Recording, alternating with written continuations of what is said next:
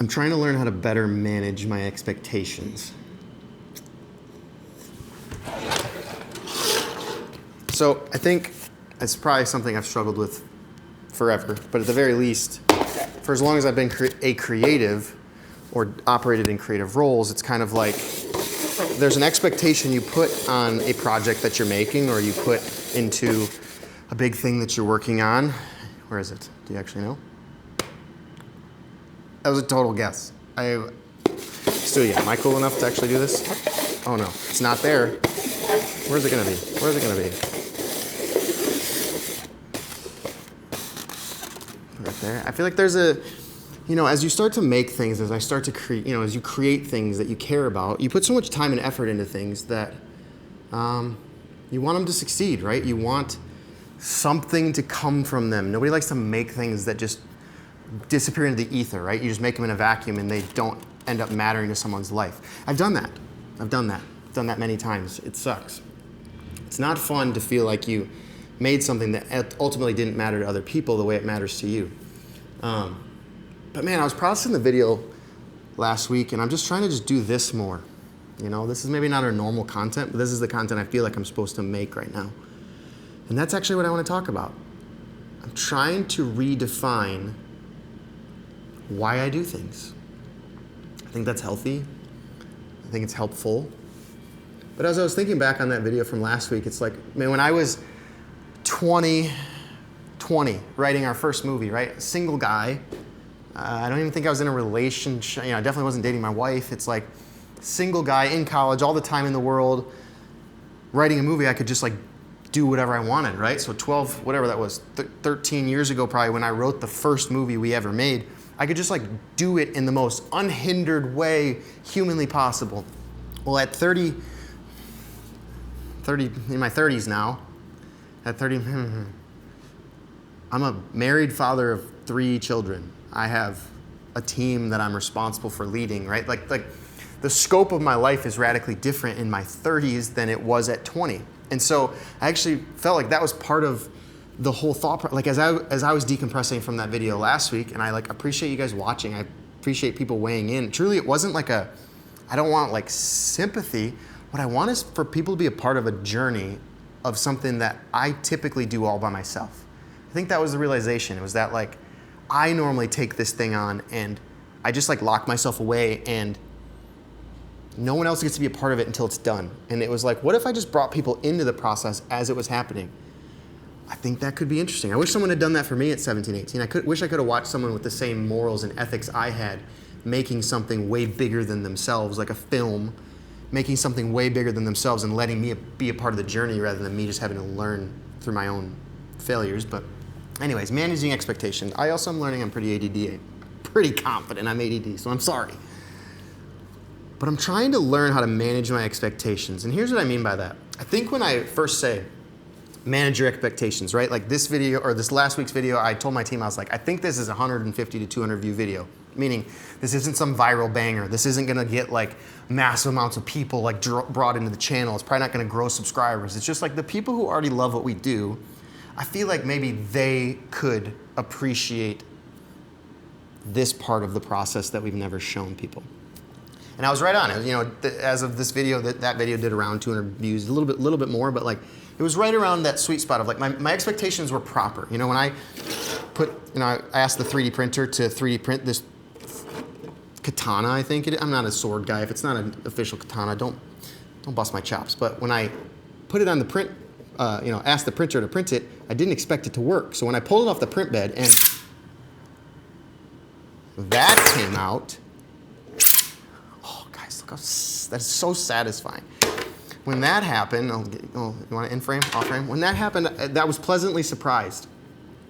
And when I say manage your expectations, what I don't mean to be a control freak. But what I've realized is when I manage my expectations properly, I gain control over the thing I'm making in a way that when I don't manage my expectations properly, I lose control. And when I lose control, I lose myself to the process in an unhealthy way. Let me break that down. Because again, on the surface of it, I think it can sound like I'm being a control freak. Maybe I am, but tell me in the comments. when the thing I'm making becomes something I'm making because I hope that by making it, it will succeed. And ergo, that means I hope that if I make this thing, it will succeed. And if it succeeds, then I'll succeed, meaning it'll get a lot of views, or it will make money, or whatever it is. People will validate me, whatever the success looks like. When the reason I make the thing is that, what I do is I take the control I had and I hand it over to other people. So then what happens if they don't like it? You know, for 13 years, we've made films that haven't really made any money at all. So like, what happens when no money comes in? That was, I don't know if degrading or demoralizing, like that broke me. There's many films that like we finished and I spent a couple years of my life, you know, this film we're talking about right now, I think it might be a series. I'm keeping everything, not closing any doors, but if I had to tell you right now what I was gonna make, I'd say we're gonna make a Christmas series, a little bit longer than we did with I Love Christmas Parties. Like doing I've never done a genre twice. And so something about I Love Christmas Parties like was just, it felt like right. And so I'd say it was gonna be a Christmas series, but if I had the idea maybe a month ago, it's January of 2024 now, the reality is that project probably won't come out until like November 2025. And so if I'm gonna be alive, you know, my papa's 93, if I'm gonna be alive for 90 years, maybe 50 of those years you get to have good working, you know, you get to create. 2 of those years I might spend on this project. So there becomes a weight to it. And so the metric gets in, my expectations for it get increased. It's like, well, if I'm gonna spend a chunk of my life, if I'm gonna be away from my family, if I'm gonna invest all of my time and my mental energy and all my capacity, and we're gonna put money in it, like, then it needs to reap something. But the problem is, then what happens if it doesn't? This is the part I suck at. I wanna be able to say, like, when I put something out, views don't matter. When I put something out, it doesn't matter if it makes money. But in honesty, for many, many years of my creative career life, like that part of it has crushed me. Like I hate seeing something you expected to do something and then it didn't happen. I'm trying to learn how to manage my expectations. I'm really, really fighting, and I've gotten better at it. I really have. Something about like this place I'm at in my life now is like, the things I've created that I'm most excited about and most proud of are named Manna, Ezra, and Eden. Something about getting married and becoming a father, like the work you do with your hands doesn't matter quite as much like it did before that, but still, if I'm gonna put my efforts into something, I want it to matter. And I'm trying to shift my expectations to, I feel like I'm supposed to make this thing. So the metric is obedience or disobedience. I feel like God's asking me to do this thing, like these videos. I feel like I'm supposed to try to weekly or bi-weekly. Like, I'm not gonna be a psycho about like keeping myself to this perfectly rigid schedule, but if I can make weekly videos where I just walk people through and bring them into our process, I feel like that's what I'm supposed to do. And so what happens with it past that doesn't matter. Lots of views, no views, more subscribers, less subscribers, doesn't matter. And I know that's right. I know as you hear that, that's right. But feeling that from an authentic, genuine place and just knowing that as I say it, it's correct are two different things.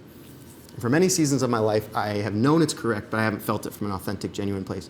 More and more, I'm starting to feel it from an authentic, genuine place, but there's still that part of me that just needs to die. And I think that's actually what the story is about, right?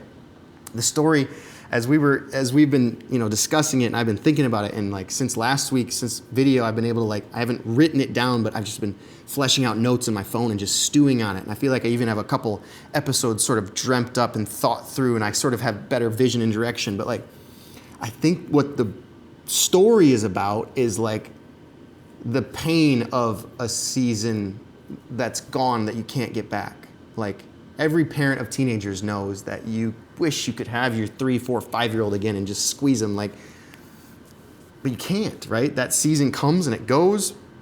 No season is better than the other, but it seems like some seasons where there was a lot of joy or there's a positive connotation to it, you wish you could grab it and just stay there, but you can't. It passes.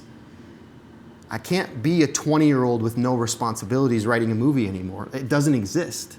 I'm in 30, I have 3 kids who are more important to me than any film. And I have other people who depend on me, and I have a job I get to do things that I just love to do, even if I never get to do another film. Like, it doesn't matter as much, but I'm trying to let go of the control of the things I can't, because if the views don't come or the money doesn't come or whatever the metric is, because I can't control that, I'm recognizing that's the part I have to trust with God. Sorry, I'm probably rambling. I don't want to get too ADD on this, but I think that's what this story is about, is how do you live with joy in this season in light of a season you enjoyed so much being past? How do you go, yeah, I really wish I did enjoy that season, but I want to find the joy in this season because this is what I have right now, and it's authentic. I'm not 20 anymore. That's okay. I was an idiot at 20. I'm slightly less of an idiot now. I want to enjoy what is happening in my life, what God is doing in my life right now. And I think that's what this story is about. And me managing my expectations. I think if I do it right, it allows me to control why I'm doing it and go, I'm doing this because I feel like God's put this in my heart to do it. I feel like I'm supposed to, and I feel like obedience comes from me doing it. And if obedience is my metric, that I can control. I can control if these videos come out. I can control if I'm honest in these videos. I can control if I put an honest effort forward to make this film. I can't control if it wins awards. I can't control if this gets views. I can just control whether or not I do it. And that's the metric. Am I being sincere? Am I being obedient? Am I doing the things I'm supposed to be doing? Because I think I'm just supposed to trust God with the rest, right? It's simple, but I know I struggle with it, so there's probably other people that struggle with it too. I love you. Thanks for watching. Have a great day. Oh, where is it? Do you know?